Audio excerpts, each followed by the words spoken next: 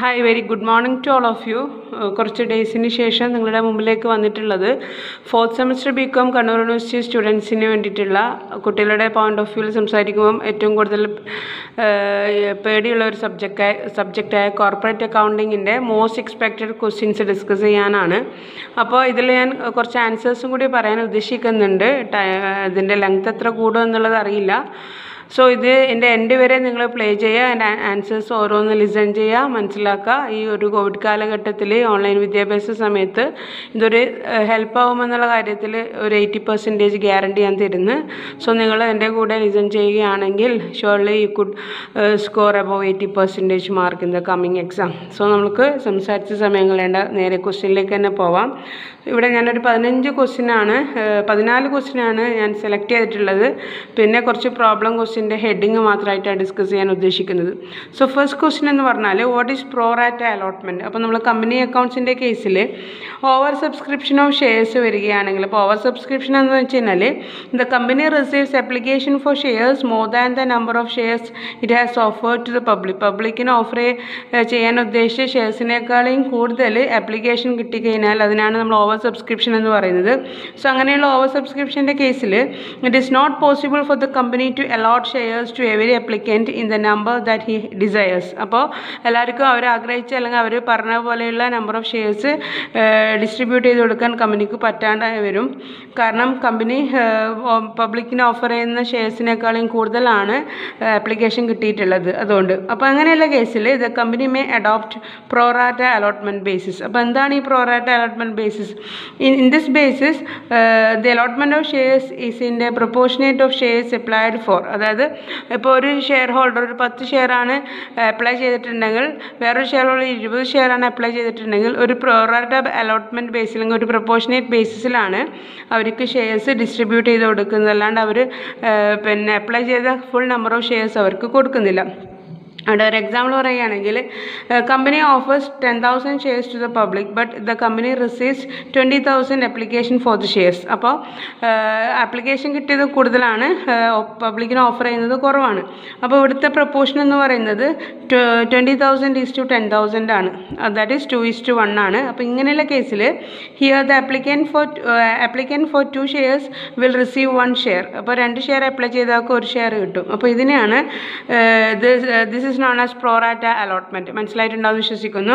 The next question what is under and over subscription of shares. ഇപ്പോൾ നമ്മൾ പറഞ്ഞ പോലെ അണ്ടർ സബ്സ്ക്രിപ്ഷൻ എന്ന് പറഞ്ഞു കഴിഞ്ഞാൽ കമ്പനിക്ക് ആപ്ലിക്കേഷൻ കിട്ടിയിട്ടുള്ളത് വളരെ കുറവും ബട്ട് കമ്പനി പബ്ലിക്കിന് ഓഫർ ചെയ്തിട്ടുള്ളത് വളരെ കൂടുതൽ ഷെയർ. അതായത് എക്സാമ്പിൾ കമ്പനി ഇപ്പോൾ പബ്ലിക്കിന് ഒരു 50,000 ഷെയർസ് ഓഫർ ചെയ്തിട്ടുണ്ട്, പക്ഷേ കമ്പനിക്ക് ആപ്ലിക്കേഷൻ കിട്ടിയത് ഓൺലി 5,000 ഷെയർസ് ആണെങ്കിൽ അത് അണ്ടർ സബ്സ്ക്രിപ്ഷൻ എന്നും. ഓവർ സബ്സ്ക്രിപ്ഷൻ എന്ന് പറഞ്ഞാൽ ഇപ്പോൾ നമ്മൾ പറഞ്ഞ പോലെ കമ്പനി പിന്നെ പബ്ലിക്കിൻ്റെ കയ്യിൽ നിന്ന് ആപ്ലിക്കേഷൻ റിസീവ് ചെയ്തിട്ടുള്ളത് 25,000 ഷെയറും ബട്ട് പബ്ലിക്കിന് ഓഫർ ചെയ്ത് കൊടുക്കുന്നത് ഓൺലി 5,000 ഷെയറും ആണെങ്കിൽ അത് ഓവർ സബ്സ്ക്രിപ്ഷനും ആയിരിക്കും. അപ്പോൾ അതാണ് under and over subscription. Then what is forfeiture of shares.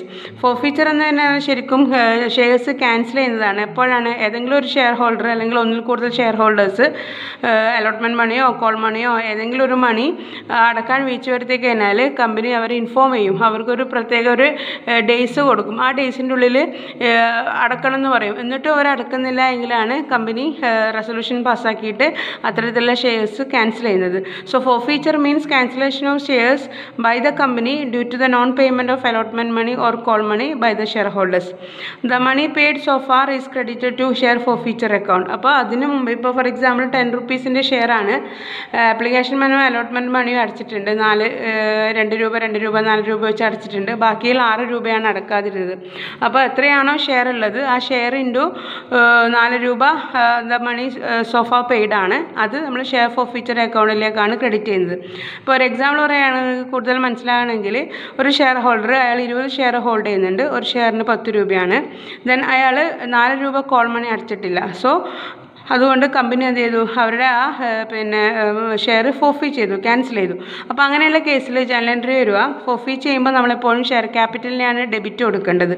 Share capital account debtor, അവിടെ വരുന്ന amount 20 shares into 10 rupees, complete വരും 200 rupees വരും.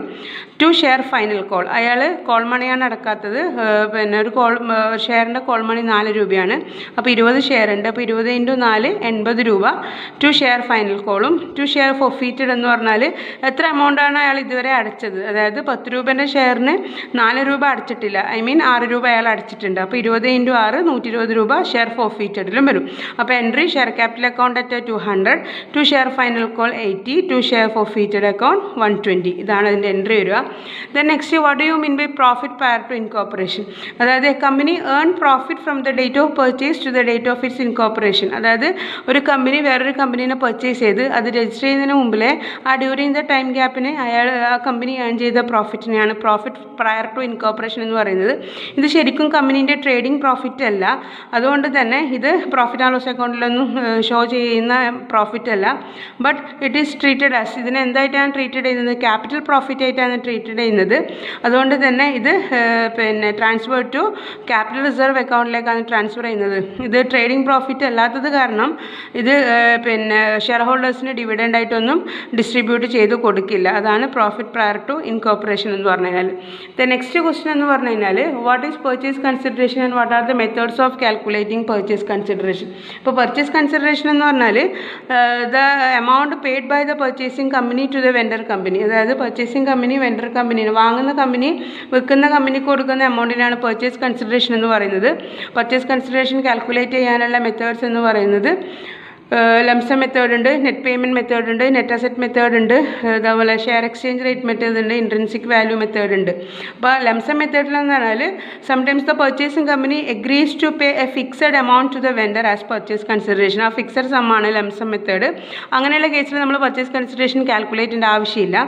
അത് ക്വസ്റ്റ്യനിൽ തന്നെ ഒരു ഫിക്സഡ് എമൗണ്ട് പറഞ്ഞിരിക്കും. ദ നെറ്റ് പേയ്മെൻറ്റ് മെത്തേഡ് ആണെങ്കിൽ purchase consideration is calculated by adding all the payments which the purchasing company agrees to make in the form of share securities cash to the shareholders of the vendor company. അതായത് ഈ method എപ്പോൾ മാത്രം ഉപയോഗിക്കാൻ പാടുള്ളൂ? This method is used only when all the modes of payments are given in the question. Otherwise this method is not used. അപ്പോൾ എല്ലാ modes of പേയ്മെൻറ്റും ക്വസ്റ്റ്യനിൽ തന്നിട്ടുണ്ടെങ്കിൽ മാത്രമേ നെറ്റ് പേയ്മെൻറ്റ് മെത്തേഡ് ഉപയോഗിക്കാൻ പാടുള്ളൂ. ഇൻ കേസ് അങ്ങനെ തന്നിട്ടില്ല എങ്കിൽ നമ്മളവിടെ നെറ്റ് അസറ്റ് മെത്തേഡാണ് ഉപയോഗിക്കേണ്ടത്. അപ്പോൾ നെറ്റ് അസറ്റ് മെത്തേഡ് എന്ന് പറഞ്ഞാൽ അടുത്ത മെത്തേഡാണ്. Here purchase consideration is determined, sorry for the interruption, power പെട്ടെന്ന് പോയതാണ്. അപ്പോൾ നെറ്റ് അസറ്റ് മെത്തേഡിൽ എന്ന് വെച്ച് കഴിഞ്ഞാൽ purchase consideration is determined on the basis of assets and liabilities taken over at agreed value. അതായത് ക്വസ്റ്റ്യനിൽ അസറ്റ്സ് ആൻഡ് ലയബിലിറ്റീസ് ഇന്ന വാല്യൂവിൽ എടുക്കണമെന്ന് അഡീഷണൽ ഇൻഫർമേഷനിൽ പറഞ്ഞിരിക്കും. സോ അങ്ങനെ പ്രത്യേകിച്ച് പറഞ്ഞിട്ടുണ്ടെങ്കിൽ ആ മെത്തേഡാണ് net asset method. If nothing is mentioned about the assets and liabilities taken over, ഒന്നും പറഞ്ഞിട്ടില്ല എങ്കിൽ നമ്മൾ എന്ത് ചെയ്യണം? Book values of the assets and liabilities are taken.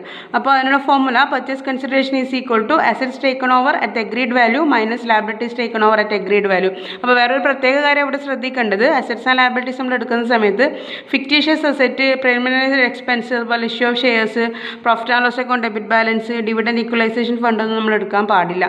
The next method share exchange method, അല്ലെങ്കിൽ ഇതിൻ്റെ വേറൊരു പേരാണ് intrinsic value method. Here purchase consideration is ascertained on the basis of the ratio in which shares of the purchasing company are to be exchanged to the shares of the vendor company. Purchasing കമ്പനീൻ്റെ share vendor കമ്പനിയുടെ share ആയിട്ട് exchange ചെയ്യും. അപ്പോൾ അവിടെ ഒരു ratio form ചെയ്യും. That exchange ratio is generally determined on the basis of intrinsic value of each company's shares. Intrinsic value എന്ന് പറഞ്ഞാൽ ഒരു കമ്പനീൻ്റെ ട്രൂ വർത്ത് മനസ്സിലാക്കുന്നതാണ് intrinsic value. This method is otherwise known as intrinsic value method. അപ്പോൾ intrinsic value കണ്ടുപിടിക്കരുത്, net asset divided by number of shares ആണ്. അപ്പോൾ net asset എന്ന് പറഞ്ഞാൽ all assets minus outside liabilities ആണ്. അപ്പോൾ ഇവിടെയും നമ്മൾ അസെറ്റ് എടുക്കുമ്പോൾ ഫിക്റ്റീഷ്യസ് അസെറ്റ് നമ്മൾ എടുക്കാൻ പാടില്ല. ഇനി അങ്ങനെ നമ്മൾ ഇൻട്രിൻസിക് വാല്യൂ കണ്ടുപിടിച്ച് കഴിഞ്ഞാൽ അത് പർച്ചേസ് കൺസിഡറേഷനിൽ എങ്ങനെയാണ് കണ്ടുപിടിക്കുക? Purchase consideration is equal to നേരത്തെ ഫോർമുലയിൽ കിട്ടിയ intrinsic value into number of ഷെയർസിനെ കൊണ്ട് മൾട്ടിപ്ലൈ ചെയ്താലാണ് പർച്ചേസ് കൺസിഡറേഷൻ കിട്ടുക. അതാണ് പർച്ചേസ് കൺസിഡറേഷൻ്റെ different methods. The next question എന്ന് പറഞ്ഞാൽ difference between amalgamation in the nature of merger and amalgamation in the nature of purchase ആണ്. അപ്പോൾ amalgamation in the nature of merger എന്ന് പറഞ്ഞാൽ അവിടെ there is a transfer of all assets and liabilities. മറ്റിൻ്റെ കേസിൽ in the nature of പർച്ചേസിലാണെങ്കിൽ need not be transfer all the assets and liabilities. പിന്നെ next difference, equity shareholders holding 90% of equity shares in vendor company become the share holders of the purchasing company. അതായത് 90% കുറയാതെ share എടുത്ത എല്ലാവരും purchasing കമ്പനീൻ്റെ share ഹോൾഡേഴ്സായി മാറുന്നുണ്ട്. മറ്റെടുത്താണെങ്കിൽ need not become shareholders of the transferring company. The next difference, in the case of മെർജറിൻ്റെ കേസിൽ purchase consideration is discharged wholly by the issue of equity shares except for the fractional shares. അവിടെയാണെങ്കിൽ purchase consideration need not be discharged wholly by the equity shares. The next difference എന്ന് പറഞ്ഞാൽ all reserves are record at their existing carrying amount in the same form. But മറ്റുള്ള കേസിൽ statutory reserve മാത്രമേ നമ്മൾ existing carrying എമൗണ്ടിൽ എഴുതുന്നുള്ളൂ. അപ്പോൾ ഇതാണ് അമൽഗമേഷൻ്റെ nature of പർച്ചേസും അതുപോലെ മെർജറും തമ്മിലുള്ള ഡിഫറൻസ്. ദ നെക്സ്റ്റ് ക്വസ്റ്റ്യൻ എന്ന് പറഞ്ഞു കഴിഞ്ഞാൽ difference between pooling of interest method and purchase മെത്തേഡാണ്. അപ്പോൾ അതിൻ്റെ ഡിഫറൻസ് പറയുകയാണെങ്കിൽ പൂളിംഗ് ഓഫ് ഇൻട്രസ്റ്റ് മെത്തേഡ് നമ്മൾ ഏത് സിറ്റുവേഷനിലാണ് ഉപയോഗിക്കുന്നതെന്ന് വെച്ച് കഴിഞ്ഞാൽ, അതുപോലെ പൂളിംഗ് ഓഫ് പർച്ചേസ് മെത്തേഡ് ഏത് സിറ്റുവേഷനിലാണ് ഉപയോഗിക്കുന്നത് വെച്ച് കഴിഞ്ഞാൽ, പൂളിംഗ് ഓഫ് ഇൻട്രസ്റ്റ് മെത്തേഡ് നമ്മൾ ഉപയോഗിക്കുന്നത് amalgamation in the nature of മെർജറിൻ്റെ കേസിലാണ്. മറ്റേതാണെങ്കിൽ പർച്ചേസ് മെത്തേഡിലാണെങ്കിൽ amalgamation in the nature of പർച്ചേസിൻ്റെ കേസിലാണ് നമ്മൾ ഉപയോഗിക്കുന്നത്. പിന്നെ പൂളിംഗ് ഓഫ് ഇൻട്രസ്റ്റ് മെത്തേഡിൽ assets and liabilities of the vendor company are recorded by the purchasing company at their book value unless any adjustment required to do so.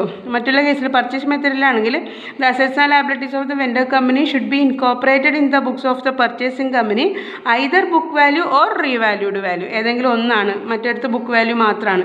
പിന്നെ pooling of interest മെത്തേഡിൽ നമ്മൾ the difference between purchase consideration and the amount of share capital of the transferor company should be adjusted in the reserve ആണ്. മറ്റുള്ള കേസിലാണെങ്കിൽ the difference between purchase consideration and net asset acquired represents the goodwill or capital reserve ആണ് നമ്മൾ treat ചെയ്യുന്നത്. പിന്നെ മെയിനായിട്ടുള്ള difference എന്ന് പറഞ്ഞാൽ in the case of purchase മെത്തേഡിലാണ് പൂളിംഗ് ഓഫ് ഇൻട്രസ്റ്റ് മെത്തേഡിൽ no goodwill is recorded in the books of transferring company, but in the case of purchase method goodwill is recorded in the books of transferring company. ഇതാണ് ഇത് രണ്ടും നമ്മളുടെ main difference. Then next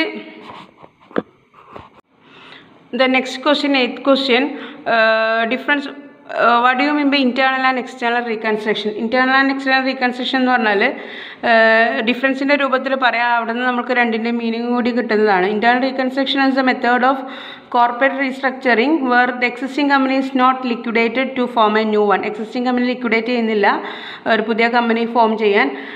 whereas external reconstruction ആണെങ്കിൽ here the company undergoing reconstruction is liquidated to take over the business of an existing company.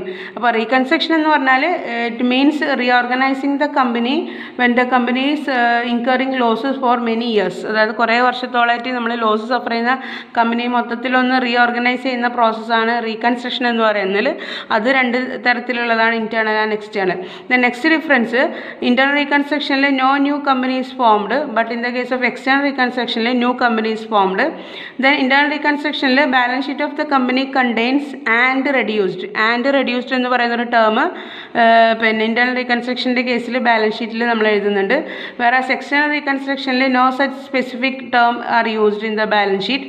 Then internal reconstruction നടത്താൻ കോർട്ടിൻ്റെ approval മസ്റ്റാണ്. Whereas external reconstruction നടത്താൻ no approval of the court is required.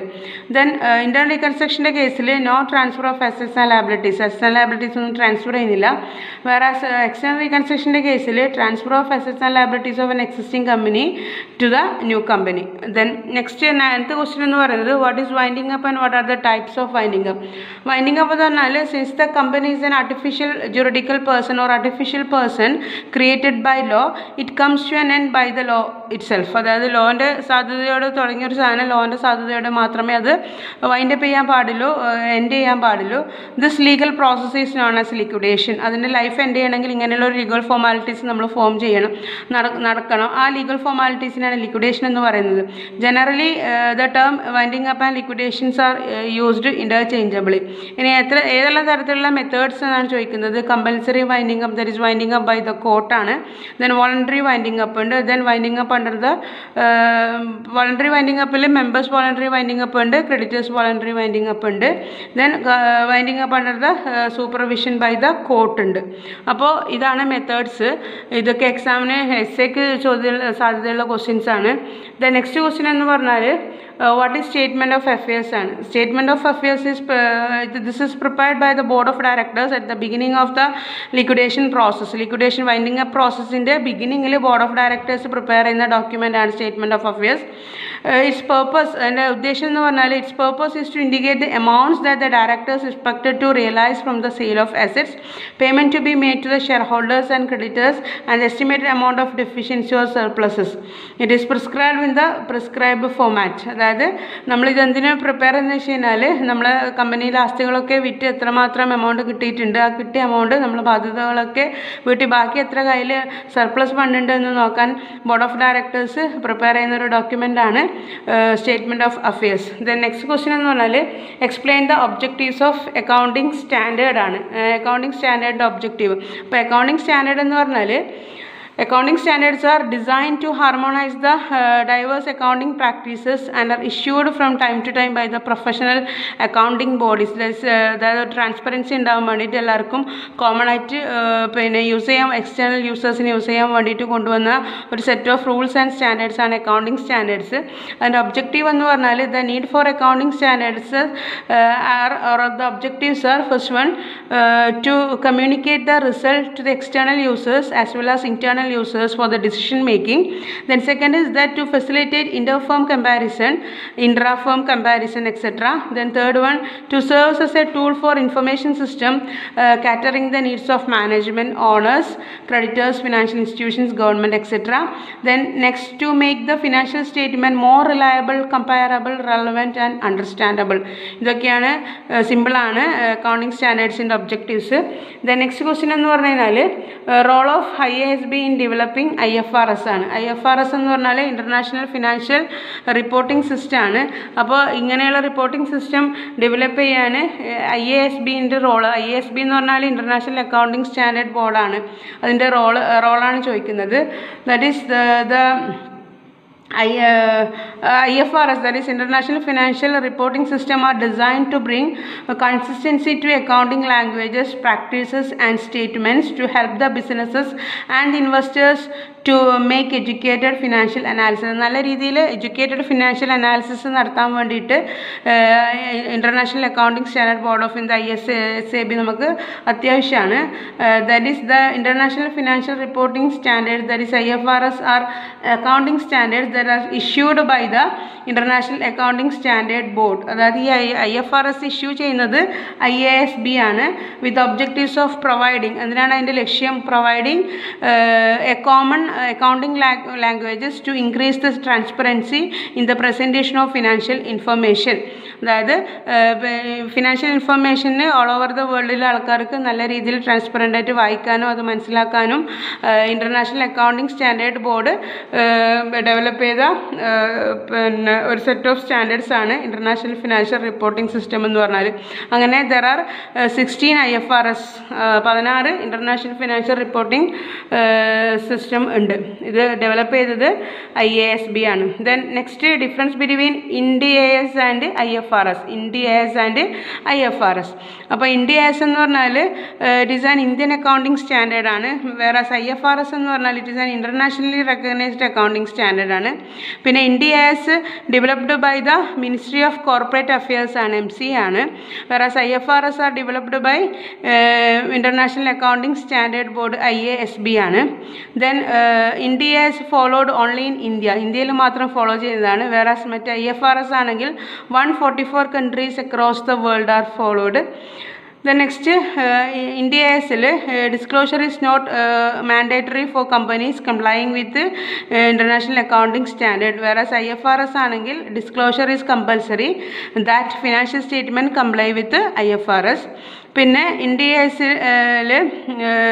India's need not require a proper guidelines for classifying the assets and liabilities as current and non-current asset. പ്രത്യേക ഗൈഡ്ലൈൻസിൻ്റെ ആവശ്യമില്ല current and non current asset classify ചെയ്യാൻ.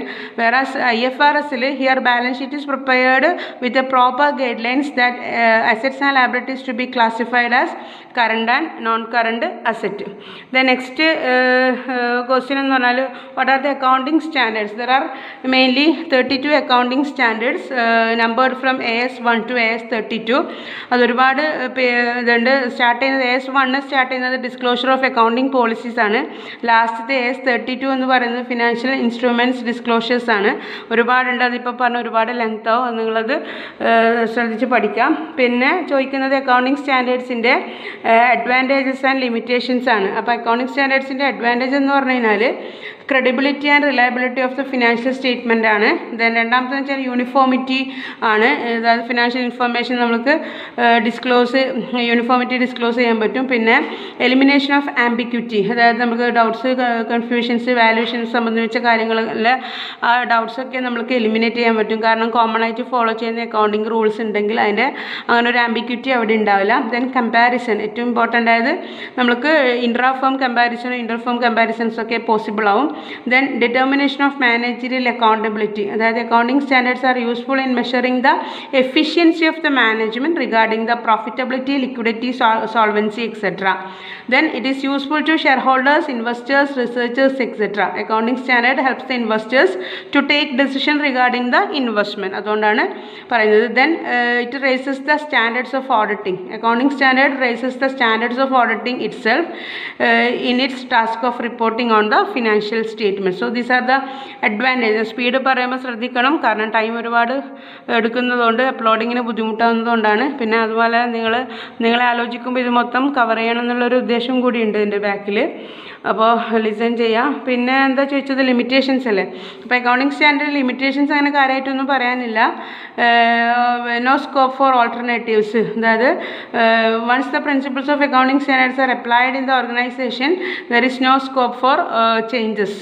Then പിന്നെ പറയുന്നത് mechanical പ്രോസസ്സാണ്. There is the adoption of some fixed rules restricts the trial of other methods. ഒരു ഇന്ന method മാത്രമേ ഉപയോഗിച്ചുള്ളൂ എന്നുള്ള ചില ഏരിയാസിലുണ്ട്. അപ്പോൾ അങ്ങനെയുള്ളത് കൊണ്ട് വേറൊരു മെത്തേഡ് നമുക്ക് ട്രയൽ ചെയ്ത് നോക്കാൻ വേണ്ടി പറ്റില്ല.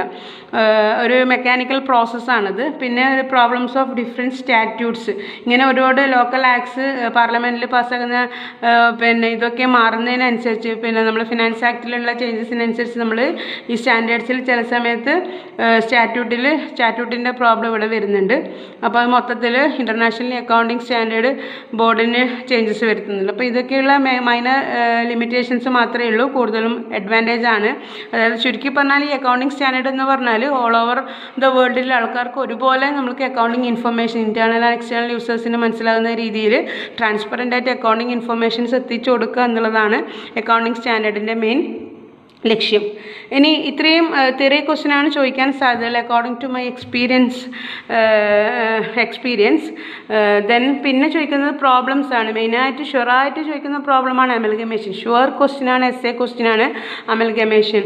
നേച്ചർ ഓഫ് മെർജറും പർച്ചേസും രണ്ട് ഇമ്പോർട്ടൻ്റ് ആണ്. അതുപോലെ ലിക്വിഡേഷൻ ഓഫ് കമ്പനി, അതിലെങ്ങനെയാണ് ലിക്വിഡേറ്റേഴ്സ് ഫൈനൽ സ്റ്റേറ്റ്മെൻറ്റ് വരക്കുക, എങ്ങനെയാണ് സർപ്ലസ് അക്കൗണ്ട് വരക്കുക, എങ്ങനെയാണ് ഡെഫിഷ്യൻസി അക്കൗണ്ട് വരക്കുക, അതിൻ്റെ ലിസ്റ്റ് ABCD, ലിസ്റ്റ് HF, അങ്ങനെ ലിസ്റ്റും കാര്യങ്ങളൊക്കെ ഓർക്കണം. ദെൻ എങ്ങനെയാണ് profit prior to incorporation, pre incorporation profit എങ്ങനെയാണ് കണ്ടുപിടിക്കേണ്ടത് എന്നുള്ളത്. പിന്നെ ഫസ്റ്റ് മൊഡ്യൂളിലെ ഇഷ്യൂ ഓഫ് ഷെയർസ്, ഡിബെഞ്ചേഴ്സ്, അതിൻ്റെ ഫോർഫീച്ചർ, റീഇഷ്യൂ എല്ലാം വരുന്ന രീതിയിലുള്ള ക്വസ്റ്റ്യൻസ്. ദെൻ ഇൻറ്റേർണൽ റീകൺസ്ട്രക്ഷൻ വരാൻ സാധ്യതയുണ്ട്. പിന്നെ final accounts of company, new ഫോമാറ്റിൽ എങ്ങനെയാണ് ഫൈനൽസ് ഓഫ് എ കമ്പനി. പിന്നെ എസ്എ ക്വസ്റ്റ്യൻ എന്നാൽ ഷോർട്ട് ക്വസ്റ്റ്യന് വരുന്നൊരു ക്വസ്റ്റ്യനാണ് പർച്ചേസ് കൺസിഡറേഷൻ കാൽക്കുലേറ്റ് ചെയ്യേണ്ടത്. അപ്പോൾ പർച്ചേസ് കൺസിഡറേഷൻ തിയറി ആയാലും പ്രോബ്ലം ആയാലും വെരി ഇമ്പോർട്ടൻ്റ് ആണ്. So these are the question that listed. ഇത്രയും ക്വസ്റ്റ്യൻസ് ആണ് തിയറി പ്രോബ്ലം. നിങ്ങൾ എന്തായാലും ഇത് എൻ്റെ വരെ കേട്ട് മനസ്സിലാക്കുക. പിന്നെ നിങ്ങൾക്ക് ഇതിൽ പ്രോബ്ലം എന്തെങ്കിലും വേണമെന്നുണ്ടെങ്കിൽ നിങ്ങൾ ഈ വീഡിയോ കംപ്ലീറ്റ് പ്ലേ ചെയ്തതിന് ശേഷം ആവശ്യമുണ്ടെങ്കിൽ എന്നോട് റിക്വസ്റ്റ് ചെയ്ത് കഴിഞ്ഞാൽ ഞാൻ വേണമെങ്കിൽ പ്രോബ്ലംസ് 2-3 ചാനലിലേക്ക് ഇട്ട് തരാം. പിന്നെ വേറൊരു ഇമ്പോർട്ടൻറ്റ് കാര്യം പറയാനുള്ളത്, ഇതിൽ മെജോറിറ്റി ഓഫ് പ്രോബ്ലത്തിൽ വരുന്ന അമൽഗമേഷൻ്റെ പ്രോബ്ലത്തിൽ വരുന്ന എല്ലാ ചാപ്റ്റേഴ്സിലെ ക്വസ്റ്റ്യൻസും കാര്യങ്ങളൊക്കെ എൻ്റെ ഈ ലിങ്കിൽ തന്നെ ഉണ്ട്. കോർപ്പറേറ്റ് അക്കൗണ്ടിങ് എന്ന് പറയുന്ന പ്ലേലിസ്റ്റ് ഉണ്ട്, അത് ഓപ്പൺ ചെയ്ത് നോക്കിക്കഴിഞ്ഞാൽ ഓൾമോസ്റ്റ് എല്ലാ ഏരിയ പിന്നെ കിട്ടും. അതായത് അമൽഗമേഷൻ കിട്ടും, ലിക്വിഡേഷൻ ഓഫ് കമ്പനി കിട്ടും, പ്രോഫിറ്റ് പ്രയർ ടു ഇൻകോർപ്പറേഷൻ കിട്ടും. ഇങ്ങനെയുള്ള മെയിൻ ഭാഗങ്ങളൊക്കെ എൻ്റെ പർച്ചേസ് കൺസിഡറേഷൻ പ്രോബ്ലം ഇതൊക്കെ എൻ്റെ ലിങ്കിലുണ്ട്. So hope you all listen my class. ഇനിയും എന്തെങ്കിലും ആവശ്യമുണ്ടെങ്കിൽ എൻ്റെ അടുത്ത് ചോദിക്കുക, പഠിക്കുക, പാസ്സാകുക. Thank you.